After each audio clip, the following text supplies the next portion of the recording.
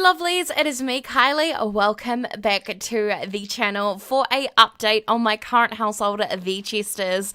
My dog just literally jumped over my couch in my room and ran out of the room. Anyway, so remember last time we went out on a bit of a dinner outing with Duke and Shari. He pushed her off. He was just not interested in her. And Rick and her separated. And then, of course, they moved into a small little house in Willow Creek. Now, Ashanti Hope has gotten herself involved with a girl named Reese. They're officially dating.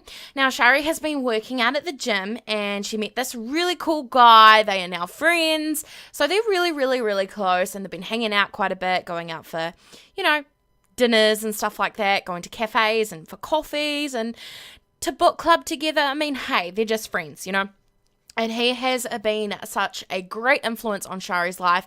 He is actually her maid, I believe, at this point. Now, the awkward moment is that they went to the gym together, Rick and someone else was there. It was just so awkward. Like, she bumped straight into Rick and he was like, hi. And she was like, bye. She just left. So, yeah, they've been really good friends and stuff like that. He's such a really nice, down-to-earth guy. So genuine, too. So it's been really great having him around the house with the kids. Just been such a really great influence. Shari has met quite a few people out and about in the town. She's such a socialite, I mean, she always has been. But from her split up with Rick, she's really been suffering with her confidence, and her friend has really brung up her confidence and encouraged Shari to start start up her social media site again and really focus on what the latest blogging trends are and really start to believe in herself that just that tiny little bit more than what, she did before. So as you can see, she's checking her emails and she's got so many followers now, so many emails about, potential jobs and stuff like that. Just really cool stuff. So, yep, here they are just kind of saying see you later to each other. They went out on a little coffee kind of catch up and she's like, thank you so much for everything. I can never express to you how much you have really helped me. The breakup with Rick has just been so hard on the kids and myself. And, at this point she was actually quite skint for money. Like there was no money. So she's just arriving back home to see the babysitter with the kids doing the homework, and she's so thankful that the babysitter and, has been really great with her kids, So the next day, her friend comes over and, they're starting to talk and stuff like that, and Shari has seen how good he is with kids, she knows that he's so good with kids. Like, he is not married, he's never been married before, he's, just come out of a serious long relationship himself, so he can really relate to Shari on so many levels. Now over at the other part of the current household, so this is Charles Chester, which is Shari's brother. So him and Arav have been looking at adopting a child, and they've been doing their research, and they've been really looking into different types of adoption, what agencies and stuff like that are around in Willow Creek, just a whole ton of things. They live in Oasis Springs, but they've been looking in Willow Creek and Windenburg and San Myshuno for all of the different agencies around. So, they've come to terms with the fact that they wanted to adopt and it was serious. So they went ahead and adopted a little girl, and she was just so cute. Her name was Bella, and, it was just such a beautiful time, first coming into their lives. Bella really just influenced Charles to be so, be better than he has ever been before. And, it pushed Shari and him closer because he was so thankful, and things were just going so great, so great, Charles was working so hard because he's in the culinary career to get a promotion. Things were just looking up so well, and Arav was also getting a pay increase as well. But then one day the agency came and took Bella away from them. It was the fact that the birth parents wanted Bella back, and it was so heartbreaking. it was the time where things just never, for once, things just made no sense, like for a long time, things were so happy and so bright and beautiful for their future. And all of a sudden, Bella was taken away from them, and it was such a heartbreaking, emotional roller coaster for Charles and Arav. It was so sad. Arav would just come home and cry and cry and cry because Bella was the best thing that was in their lives, apart from obviously each other. But you know what I mean? The love that they had for Bella was unconditional, and it was such a strong bond that when Bella got taken away from them, it tore them apart, literally. Arav was really upset, and Arav actually said to Charles, I don't think we can continue on. I don't think we can continue on without Bella, you know what I mean? And of course, Charles was like, no, we can do this, we can get through this. We're strong, and believe me, babe, I love you more than anything. And of course, this hard time bring those two so much closer. And, they've been through a lot, they've been through so many ups and downs together. And of course, it brought them closer. And they are literally closer than ever, and they're going to push forward. They're going to hopefully adopt another child, but in the long run, it's definitely not happening now. So that is that. Over in Candy and, I forgot his name, Connor's household. You know how Duke was dating Candy, and then they obviously had their little girl. So she is moving out of the house now. So it's actually Duke and Candy's daughter. So she's moving out now. This is kind of their last night together as a family because she's moving out into the big world by herself. So yeah, she's moving out now. And of course, Candy and Connor, I think his name's Connor. Yeah, they're obviously married and stuff like that. And yeah, things are pretty good over there. Like, obviously I haven't played too much in that household. They have their teenage boy who I've totally forgotten the name of. But as I said, I haven't really played in that household, like that part of the current household. So with that being said, we are going to move on now to Duke. And you guys, he is obviously living in San Myshuno, and he has a penthouse. Well, he didn't move into a penthouse. He actually moved into a rundown apartment, lived there for a little while. And obviously, as he progressed really quickly in his business career, he is now a manager. I think he's like a project manager, or he's pretty high up in the business career. Anyway, and he's been doing a lot of deals and stuff like that with companies, and he's really, really made something for himself. So he has now literally moved into a penthouse now. He sold up the apartment, moved to a penthouse, and the view over the freaking city is one of a kind. It is so amazing. And of course, as Duke moved up into his career, he could afford more things. He got a haircut, he went out and brought some designer clothes. He has done so well for himself. Now, as I said, he lives in San Myshuno, so he lives completely away from Shari. He has not seen Shari ever since that night. Pretty much what happened that night, from Duke's point of view now, he felt really upset because he knew that he would never ever be the same with Shari again. Things would never be the same as they were when they were teenagers and when they had Ryland, and things would never be the same. And he was so confused because at the time, Shari was obviously dating Rick, and he felt like he was second best, and he's always loved Shari. He always has. He's tried to do so much to get her back, but every time he has, she's been with someone, and he feels like he is second best. And his feelings and emotions were so high right then that he literally said, I can't do this anymore. This is it. We're done. I'm moving.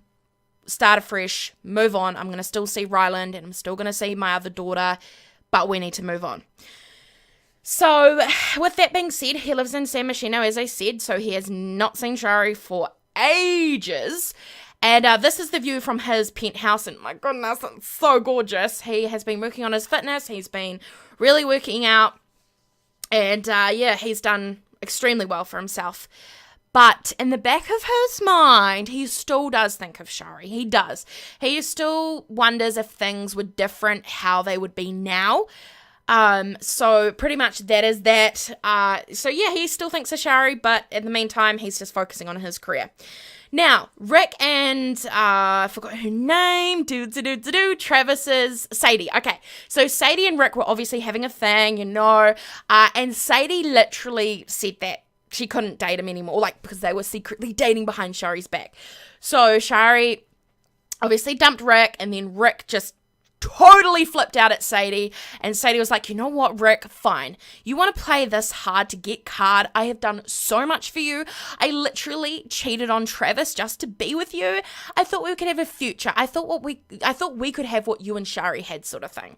So, with that being said, Sadie literally was like, nah, I can't do this anymore. Rick got pissed off. He literally just was like, you know what?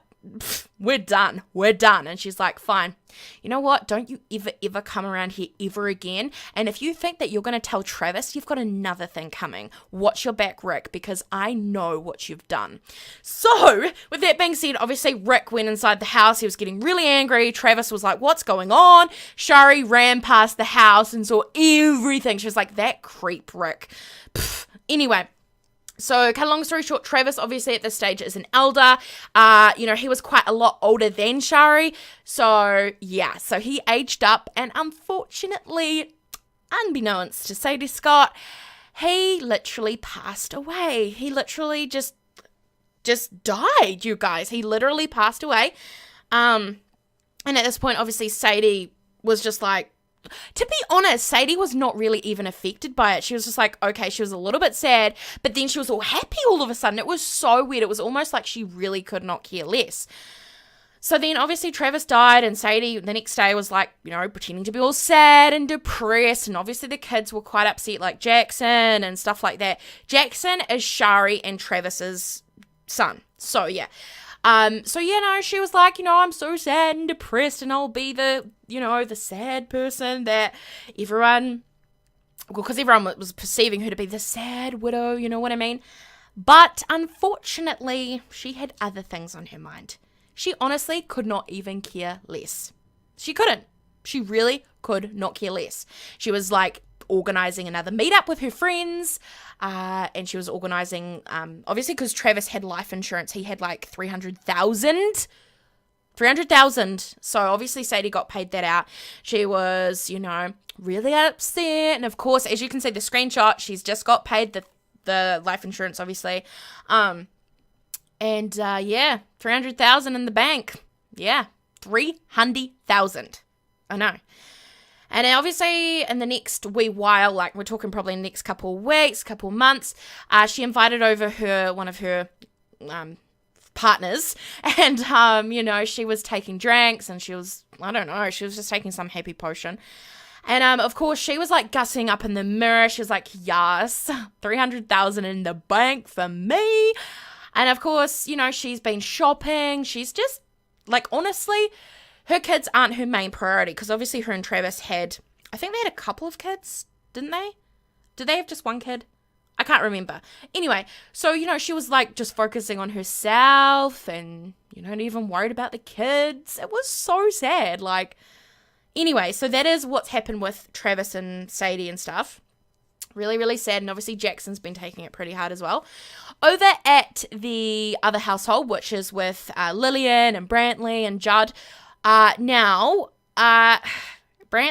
and Judd have been pretty sick, especially Brantley. He's been in and out of hospital. He's had really, really high blood pressure, and he's been really, really sick. And of course, the doctor said, Brantley, we need you to be on blood pressure medication. So he went on the blood pressure medication. He got his blood pressure under control. Things were going great for a while. And they were out for a family trip. Not a family trip, just a brotherly kind of family trip, Judd and Brantley, the two brothers. They went out for a family trip. And unfortunately, Brantley passed away. He literally had a major heart attack, and he passed away. And as you can see, Pedro, which is Lillian and Brantley's boy, is there, just heartbroken. Judd is like, what is going on? How am I going to tell Lillian, who is out seeing Shari at the time, and Charles? How am I going to tell Lillian? So she arrived home. She literally was panicked. Brantley had passed away, and he had to explain to her what exactly happened. And, obviously the grieving process takes in place here. Lillian is just so shocked. She's like, I never got to say goodbye. I never ever got to say goodbye, I'm so sad. And I just can't even explain to you how emotional it was for me to even play. So Judd was really, really upset, and he took it so hard, so hard. Him and his brother were very close, like best friends. They've always lived together. They've always been in each other's side through thick and thin. Very, very strong, close bond, like best friends. And obviously Lillian took incentive. She was like, you know what? My husband's died, but I'm going to get healthy. So Lillian obviously started going out at the gym, just hard out, boxing and stuff like that, because she didn't want anything happening to her, and she was just so scared for her kids, and just things were just up and down for her at that stage. Emotions running high, a lot of, late night calls to a helpline. And then about 2 months later, Judd passed away. From the stress, the emotions, everything got too much for him. He literally just passed away. And it was so unexpected. And Judd and Brantley are now resting in peace together in the back garden, where they will live on in the spirits forever. And it's just really sad. So with that, Lillian and Judd's wife, I forgot her name, they moved out of the big house in Windenburg. They decided to move closer to Shari and Ryland, and of course they moved to Willow Creek in a kind of old vintage character home, 1920s I believe, really nice old home. And Lillian has been very, very heartbroken. As you guys can imagine, she's still heartbroken to this day. The one true love, the man that literally healed her wounds from Owen, literally passed away. Now, of course, Pedro aged up. We had a few the other kids just age up and stuff like that. Now, I know some of you guys have been asking me about Owen. Why does no one know about Owen? Trust me, this story is not ending. It's not ended in that aspect. Owen has passed away. Obviously, we know what happened truly, if you guys saw the Mishaminia. But anyway, we'll get into that in the next update. So, right back at Shari now. So she's been really great. She's been making a whole ton of money. She still lives in the same house. They haven't moved because they can't literally afford it. She still lives in Willow Creek in the 3-bedroom house. Now, a lot has changed. So you guys ready? So Shari has made and of course Lillian and Ryland, her son, are in the group, and it's so cool because they come over and they make paintings and we sell them for money. So Shari has got 20k in the bank, which I'm so proud of her.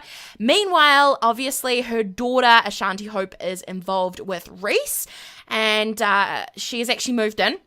So Reese lives with Shari and stuff, and the two little beautiful, beautiful babies that we had with Rick, they are growing up now, and they are growing up so fast, and things have been really, really great for them. They are really good students at school. And in the meantime, when all of this has been happening, Shari has actually got involved with Philip. His name is Phil or Philip. You guys can call him whatever you want. Now, he is a romantic, outgoing type of guy. Such a sweetheart, so caring and devoted, and really faithful, very faithful from what I've seen. Now, he was new to the neighborhood. I believe he arrived about a year or so ago, so he's really new to the neighborhood. I'm not too sure what he does for a job. I actually have forgotten. I must check that. So we'll check that in the next day in the life of, because in the next update there'll be the day in the life of my current household. So with that being said, the house has been renovated. Shari has been working so hard, because she obviously wants to have some savings in the bank for her children. And you're probably wondering, like, how old is Shari now? Is she going to be aging up? Well, she is still an adult, but in the next probably 3 updates, she will be aging up and all that sort of stuff. So with that being said, I'm going to just kind of wrap it up here. Her and Philip are now dating. He hasn't moved in, and they probably won't be living together for a while yet. They're just taking things slow, taking things nice and easy. But yeah. Anyways, guys, thank you so much for watching. Don't forget to rate, comment, and subscribe. Please leave your thoughts and opinions down below because I'm so excited for next day in the life of for this current household. I love you guys all so very much, and I will see all of you beautiful lovelies in the next update coming really soon. Bye, guys.